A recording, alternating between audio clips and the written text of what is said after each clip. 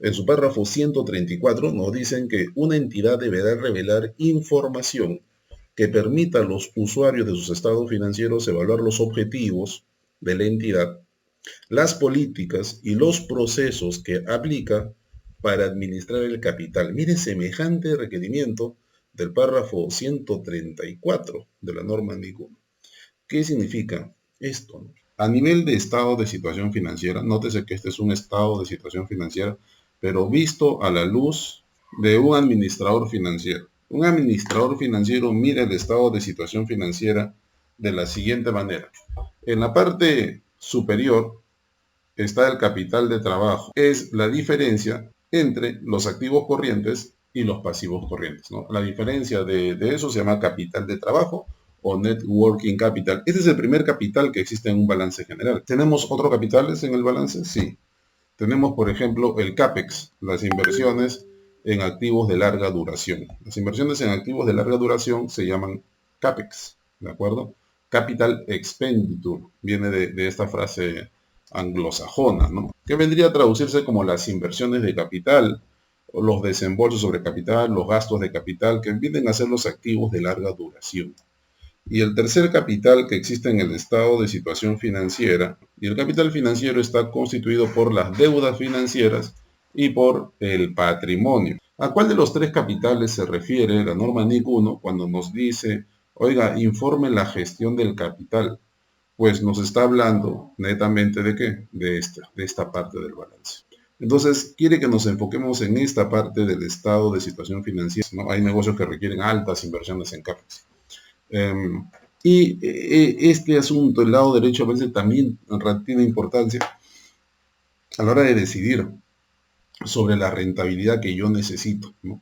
A la hora de evaluar qué rentabilidad necesita la empresa para que esta empresa siga funcionando como empresa en marcha. Mire, nótese, y a este capital financiero vamos a llamarle capital, a secas, nada más. ¿No? Los libros de finanzas corporativas hablan de la estructura de capital. Cuando en libros de finanzas corporativas usted lea sobre estructura de capital, no se refiere a capital de trabajo neto, no se refiere al CAPEX, sino se refiere al capital financiero. Vamos a centrarnos entonces la mirada en esta parte del balance general y tendremos lo siguiente. Tenemos que hay una empresa X, que puede tener 5 escenarios de capital. Mire, ve, 5 escenarios de capital. Es decir, el gerente de administración y finanzas puede elegir esta estructura de capital, o esta estructura de capital, o esta, o esta, o esta. Que las decisiones que tome el gerente de administración y finanzas de posicionarse en el escenario 1, 2, 3, 4 o 5, va a tener efecto, y un efecto importante, ¿eh?, en la marcha de la empresa. Y usted dirá, pero ¿cómo puede tener problemas? Mira, finalmente, el capital es la fuente de financiamiento, ¿no? O sea, acá yo tomo 100.000 del banco y acá tomo 800.000 del accionista y los 900.000 lo pongo en el negocio. En el escenario 2 tengo 200.000 de deuda, de patrimonio 700 y de capital 900. Igual en el escenario 2 tomo 900 y lo pongo en el negocio. En el escenario 3 también obtengo 900 y lo pongo en el negocio. En el escenario 4 también tengo 900.000 y lo pongo en el negocio. Y en el escenario 5 también tengo 900.000 y lo pongo en el negocio. Entonces, ¿cuál podría ser el problema entre decir entre el escenario 1 y el escenario 5? Si es que en los 5 escenarios entrego 900.000 a la empresa y la empresa va a ver qué hace con eso, va a meterlo en el negocio, va a invertir en activos fijos y va a comenzar a operar. Del punto de vista de la cantidad de dinero que recibo, pues no hay ninguna diferencia. En los 5 escenarios recibo 900.000. ¿Me dejo entender? Sin embargo, el problema no está en lo que recibo, ¿no? El problema está en el retorno, porque esa plata que usted recibe o que la entidad recibe no es gratis. Ese dinero va a tener que ser retornado. ¿Me dejo entender? Muy bien. Y ahí está el detalle, joven, como diría Cantinflas, porque en el retorno está el problema. Usted sabe que el banquero o la banca va a requerir intereses. También usted sabe que el accionista va a requerir dividendos. ¿Me dejo entender? Y ahí radica la diferencia. Entonces la pregunta es, ¿cuál escenario es más conveniente? Pues si de punto de vista del dinero que se recibe da lo mismo, habrá que analizar el punto de vista de lo que se devuelve, que no es lo mismo, porque cada parte, deuda, banco o accionista que entrega dinero quiere lo que entregó más algo, más un plus que dé sentido a desprenderse de dinero. Ese plus para el banquero se llama intereses y ese plus para el accionista se llama dividendos. Entonces, pensando en el retorno, el mejor escenario será aquel escenario donde ese retorno sea el menor posible. Porque a menor plus, más fuerte se hace el patrimonio. Usted es contador y usted sabe, la utilidad va directamente al resultado acumulado. Pero tenga en cuenta que esa utilidad ya se le quitó los intereses y de esa utilidad se va a detraer los dividendos. Los dos plus de los que hablamos. Entonces, a menor plus, más utilidad que se va a acumular en el resultado acumulado. Entonces, desde el punto de vista de las entradas y salidas de dinero, me interesa pues aquella estructura que tenga ese menor plus hacia el acreedor financiero y hacia el accionista. Del punto de vista de la rentabilidad también, que es una medida financiera por excelencia, será aquella situación donde el accionista es más rentable, también será la más conveniente. ¿A qué me refiero con eso? Supongamos que la utilidad en cada uno de estos escenarios, en los 5 escenarios, tenemos la empresa que genera 1 millón de unidades monetarias. Muy bien. A ver, yo le pregunto, viendo solamente la cifra de 1 millón, yo le pregunto, ¿en qué escenario quisiera usted estar? Usted me va a decir, oiga, da lo mismo. En el 1, 2, 3, 4, 5 da lo mismo porque igual hay 1 millón para distribuirse. Y yo le diré que no es lo mismo. ¿Y por qué no es lo mismo?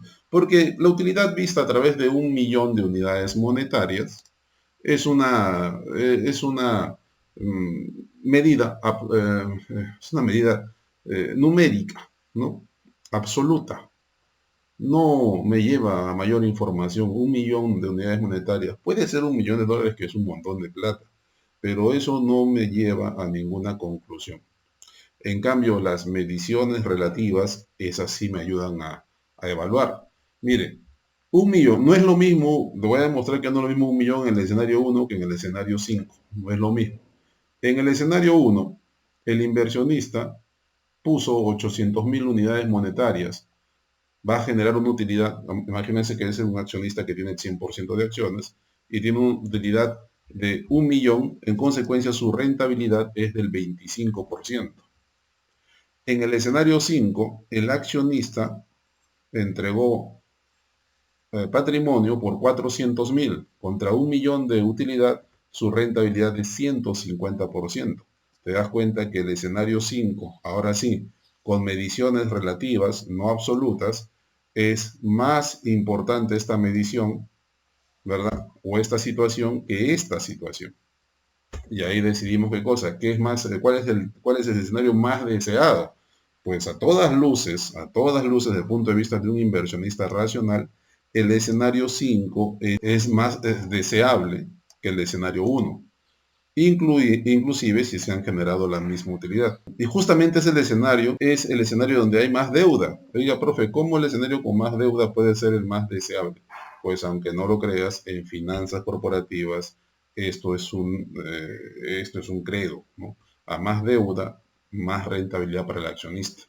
Claro, imagínate un negocio donde todo el capital lo ponga el banco. El banco le dice al accionista, tú no pongas nada, yo pongo todo. Oiga, ese sería lo ideal. ¿Por qué? Porque la rentabilidad sería millonaria. La rentabilidad sería infinita. ¿A qué me refiero? Mire, imagínense, acá hay una fórmula que resta 900.000 menos la deuda financiera para hallar el patrimonio. ¿De acuerdo? Muy bien. Supongan que cada vez es mayor la deuda y menor el patrimonio. Por ejemplo, ¿qué pasa si le ponemos 600.000? Por la fórmula abajo va a caer en 300. Y mire la rentabilidad del accionista, se eleva a 233%. Con una deuda financiera de 700.000, Mire la rentabilidad, 400%. Con una rentabilidad de 800.000, con una deuda de 800.000, la rentabilidad pasa a ser 900%. Y a medida que esto se va acercando a 900.000, la rentabilidad del accionista va creciendo más y podría llegar a ser infinita, como el amor de tu ex. Cosa que no va a suceder en la práctica, ¿no? Porque el banco siempre te va a pedir que tú inviertas algo. Vamos a regresar esto a las condiciones anteriores, ¿no? Entonces creo haber demostrado que a mayor deuda es más rentable el accionista se hace más rico. ¿Me dejo entender? Entonces, decidir cuánto de deuda y cuánto patrimonio en la estructura capital, la estructura del capital, es decidir acerca de los pesos. Por ejemplo, esta deuda financiera de 100 y este patrimonio de 800 con un capital de 900 significa que la deuda financiera pesa 11% y que el patrimonio pesa 89%. ¿Qué te parece? Esta empresa tiene, aquí estamos mostrando cuánto pesa la deuda financiera sobre el total del capital. En cuánto nos hemos, y acá viene el criterio financiero que seguramente ya has escuchado en alguna oportunidad, la palanca financiera, el apalancamiento financiero, y esto es lo que quiere que la NIC 1 que tú reveles. ¿Y por qué quiere que reveles esto? Porque esta palanca financiera, el BWD y el BWQ, que vendría a ser la división de la deuda entre capital y del patrimonio entre el capital, eso de ahí vendría a ser dos partes integrantes muy importantes del WACC, del costo promedio ponderado del capital, que es la fórmula que hoy día vamos a aprender. De esta manera, con los párrafos de la norma, vinculados con casos prácticos desarrollados en NIF, estamos seguros que tu aprendizaje de NIF esta vez sí estará garantizado. Ahí están los números donde puedes conectarte con nosotros y ser parte de nuestro próximo diplomado práctico de NIF que comienza el 27 de abril. ¡Saludos, contables!